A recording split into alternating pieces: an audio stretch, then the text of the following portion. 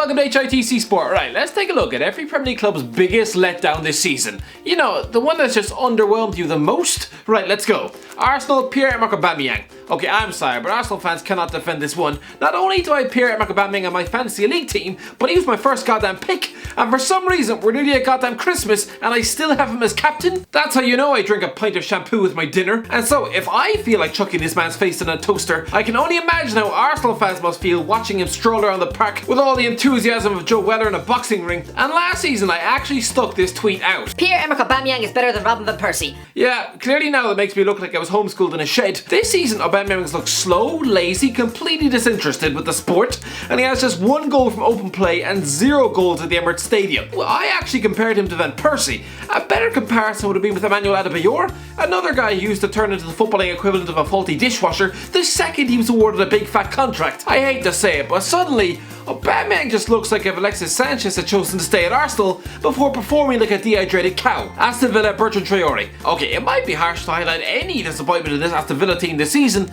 but maybe Bertrand Traore. A £17 million addition from Lyon, bangs home a screamer on his debut against Bristol City. Suddenly, Aston Villa fans were getting ready to toss themselves off in a bath of Sunny D. But he hasn't really done much. Hasn't started a single Premier League match, played a combined 155 minutes with just one lousy assist to his name. And even that was in a 2-1 defeat at home to Brighton, so who even cares? This guy was supposed to be another overlooked Chelsea outcast ready to eat the Premier League for dinner, but instead he's having about as much impact at Villa Park as that fat Charles Nzogbia. When you grew up trying to impress the likes of Jose Mourinho, a 2-time European champion, only to spend your peak years being overlooked by a former Walsall coach, he essentially has his dignity splattered all over the pavement. Brighton Aaron Connolly. Listen, I realise Aaron Connolly had a good game against Liverpool last week, but I'm sorry, am I the only one who expects a bit more? This guy is Ireland's most potent attacking threat right now, our modern day version of Robbie Keane, and yet he has less goals this season than Solly March. I'm sorry, but 1 goal in 350 minutes of football, is that really good enough? When he burst onto the scene with 2 goals and a 3-0 thumping of Tottenham, Brighton fans were falling over themselves with excitement. But lads, what is the fuss? He turns 21 in January. Even Shane Long was scoring more goals in the Premier League when he was his age. Maybe I'm being harsh. To be honest, I'm probably just still bitter, considering he sat out a crucial Euro qualifier against Slovakia because he made the genius move of sitting beside someone who just tested positive. Good Christ, that's about as sensible as licking Charlie Sheen on the face. Burnley Chris Wood. Yeah, this is not Chris Wood's season. This guy has scored nearly 50 goals for Burnley, and last season he helped himself to a third of this club's entire goals for the season, battering in 14 strikes. As a result, I nearly put him in my fantasy league team out of Dominic Calvert-Lewin. Thank Christ I didn't, or I'd feel like turning up at Turf Moor to chuck bowls of expired milk in his car. Burnley fans must be furious. This is a guy who started every game this season, playing nearly 800 minutes of football and contributing with just 2 goals. Usually he's a threat in the air, but this season he's shown the mobility of a busted fridge. Chelsea, Christian Pulisic. Christian Pulisic has been frustrating, but it's probably not his fault. He was clearly just born with hamstrings made of cheese. I think it's because of how he ended last season, returning from injury after lockdown to pick up 5 goals and 5 assists and performing in the big games, like scoring the win over Man City, belting one into Anfield, and netting in the FA Cup final. Factor in the glimpses of brilliance he showed before Christmas, like a hat-trick at Turf Moor, and yeah, Chelsea fans are probably more hyped about his return than any incoming signing. But no, the only noteworthy thing he's done this season is grow a beard. But is it just me who thinks it makes him look like he's just spent the last 6 months living in a caravan off the west coast of Hungary? He started just 4 games in all competitions, and he's featured in 3 goalless draws this season. Not a single goal or an assist. He'll probably come good after Christmas, but for Chelsea fans, it's a bit of an anticlimax. Crystal Palace Michy Batshuayi. For a long time I've rated Michy Batshuayi. He had a great goals to game ratio at Chelsea, and so give him a weekly football at a mid-table club. I assumed it would be like when Jermaine Defoe wound up at Portsmouth, i.e. he'd be scoring every week. But no, yeah, he's been unlucky. Christ, he'd probably gladly slash the tyres of those who work in VAR, but to be honest, he's been a bit of a letdown. He started just 4 games in the league, looked largely unfit, and mostly finds himself at Roy Hodgson's bench. This guy was hyped in France to the same degree as Lacazette. He was a £30 million signing for Chelsea, costing more than what they paid Marseille for Didier Drogba, I might add. But now he's 27 and stuck on the bench with James Tompkins, struggling to get on a team past Jeffrey Schlupp. Oh yeah, and clearly being overlooked by the same old man who lost to Iceland. It's not great. Everton Richarlison. Listen, Everton are having a great season with Carlo Ancelotti, with Dominic Calvert-Lewin eating most defences alive. But Richarlison, he should be stamping his mark all over this team. A guy who once compared to Cristiano Ronaldo while at Watford, a guy who commanded a £50 million price tag and who finds himself in Neymar's circle of friends. Oh yeah, and was linked with Barcelona in January. this guy should be Ancelotti's go-to man. But no, his end product has been on par with that of a constipated goose. 1 goal and no assists in over 500 minutes of Premier League football. Oh yeah, and let's not forget he stupidly sat out 3 games after a brain-dead red card in the club's biggest game of the season. To me, when I see this guy struggling to score in a home defeat against Leeds United, I just think if he's apparently worth 100 million, he should probably be a bigger attacking threat than a melted ham and cheese croissant. Does this guy want to end up a Ballon d'Or contender, or does he just want to be to Neymar what DJ Jazzy Jeff was to Will Smith? I, just being his far less successful friend, full of Alexander Mitrovic. Okay, I'm sorry, but Alexander Mitrovic, hang your head in shame. I realise you skied your penalty against Sheffield United, and then another one to cost your country Euro 2020 qualification, but still, you were a centre forward. Demand the ball at spot kicks. This guy thumped home over 20 goals for Fulham last season, and even started with 2 goals away at Ellen Road, and then nothing. Now he's resembling the Mitrovic that couldn't get past Daryl Murphy and Rafa Benitez's Newcastle Championship team. Let's not forget, this guy has been tipped as a potential world-class talent. A guy who'd start for most clubs on the planet, apparently. No, after a goal drought of over 500 minutes, he's now spent the last 2 games dumped on the bench. And you know what? I wouldn't be surprised if Scott Parker cashes in next month. Leeds Rodrigo. Okay, who really cares if your £30 million signing doesn't really work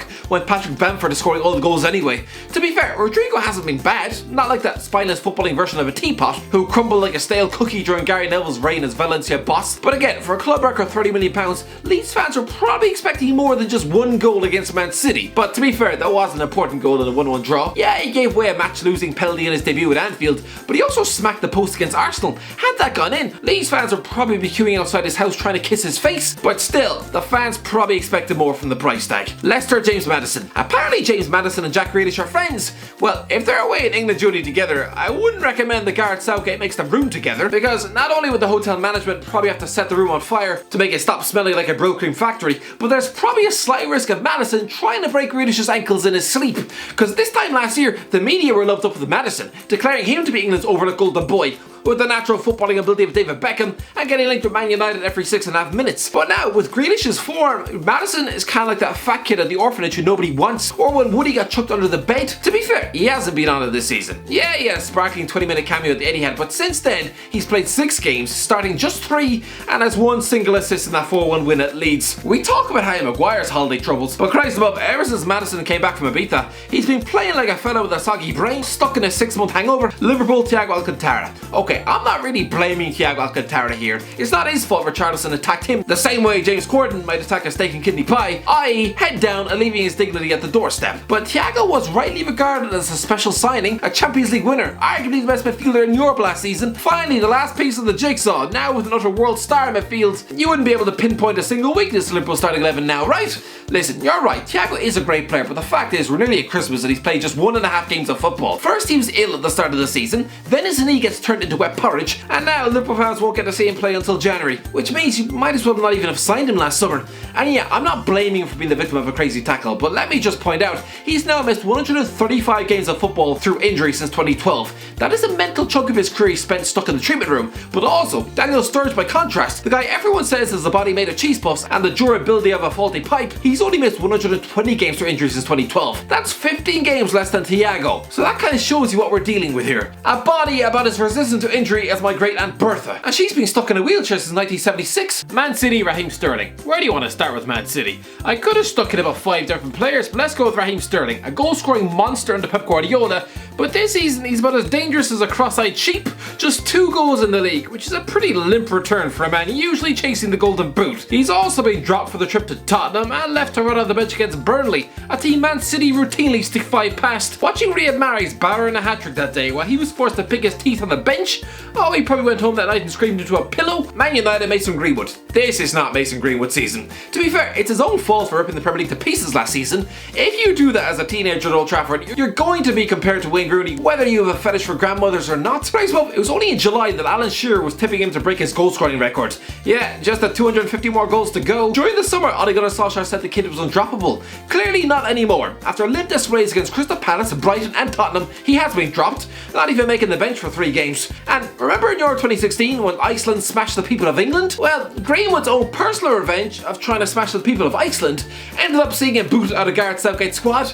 He is a talent, but right now he's taking a step backwards, resuming his role of bench-warming impact sub. God, he must hate Edison Cavani with a burning passion. Newcastle, Alan Saint-Maximin. Listen, it's hard for attacking dribblers to shine in Steve Bruce's rigidly defensive Newcastle team who play with 10 men behind the ball, but aside from a dazzling display in a 3-1 win against Burnley, scoring a goal and an assist, he hasn't really done much else. That was the only game this season where he registered anything coming close to end product. I think Saint-Maximin is a great player, but if you're trying to break into the France national team by being outshined at club level by Jacob Murphy, oh, clearly you need to give your head a shake. Sheffield United Raheem Brewster. This is always going to be an exciting move for Sheffield United, landing an underage world champion, a guy hyped up for big things at Liverpool and on a permanent £20 million deal. They probably assumed he'd fire them into the top half of the table. Now, he's played 6 games, barely registered a shot on target, never mind a goal, and now Chris Wilder has him stuffed on the bench for those 1-0 defeats to West Ham and West Brom. Christ, well, if this guy wanted to spend his career wasting away at a bench, he'd have just stayed at Anfield. Sell down to Michael Obafemi. Okay, Southampton fans probably don't care. This is more me. After Michael Obafemi played over 20 league games last season, scoring 3 goals, I wanted this Irish striker to take the next big step in his career, become a 10-goal-a-season centre-forward. No, Ralph Hasenhüttl has barely looked him in the face, giving him just 13 minutes of football this season. Danny Ings is injured and the guy still can't get a look in. Tottenham Gareth Bale. I'm not saying Gareth Bale has been a poor signing, but considering the weight of expectation, the memories he created at Spurs, only to return as a global superstar with 4 Champions League medals, Tottenham fans probably expected him to score every 2 games. No, instead it's back to struggling with injuries and warming the bench. Something he was an expert at in Spain. Yes, his winning goal against Brighton was a nice moment, but just like Dele Alli, he's essentially just in Jose Mourinho's B team now, given runouts against Bulgarian plumbers in the Europa League. Mourinho has said Bale is lacking confidence in his fitness. Christ, well, that sounds like Michael Owen talk, when he was probably too scared to go to the toilet for the fear of pulling a hamstring on the way. West Brom, Kieran Gibbs. I'm not sure if West Brom fans really rated Kieran Gibbs all that highly, but you'd think they were at least comfortable in the knowledge they had a Premier League proven defender in their ranks. No, his first 2 games of the season were another disaster, and he hasn't played since. West Ham Robert Snodgrass. Last season was a rejuvenation of Robert Snodgrass, where once he was written off as West Ham flop, last season he showed his worth with 5 goals, and so clearly thought one Scottish manager was enough, quitting international duty just 5 days after a 4-0 spanking by Russia at home, Scotland's 4th defeat in a row. Fast forward a year, and the man has since lost his place to Jared Bowen at club level, has only played 1 minute of football this season, and I hope he cherished the 60 seconds of action, because he's just after watching his country qualify for the first tournament since 1998, and he can't be a part of it. Christ, what a rough season he is having. Wolves Adama Traore. Adama Traore looked like he turned a corner last season when he scored twice in 10 minutes at the Etihad. He finally looked like he'd added some end product to his game. Yeah, he only scored 4 goals last season, but still, 9 assists is pretty good. But now it's back to square one. 0 goals, 0 assists all season. Lads, that's the type of end product he showed at Middlesbrough. Yeah, he eats weights like gummy bears, but good Christ, how hard is it to cross a ball? Anyway, that's it, lads. If you enjoyed the video, don't forget to subscribe, and as always, I'll talk to you in a while.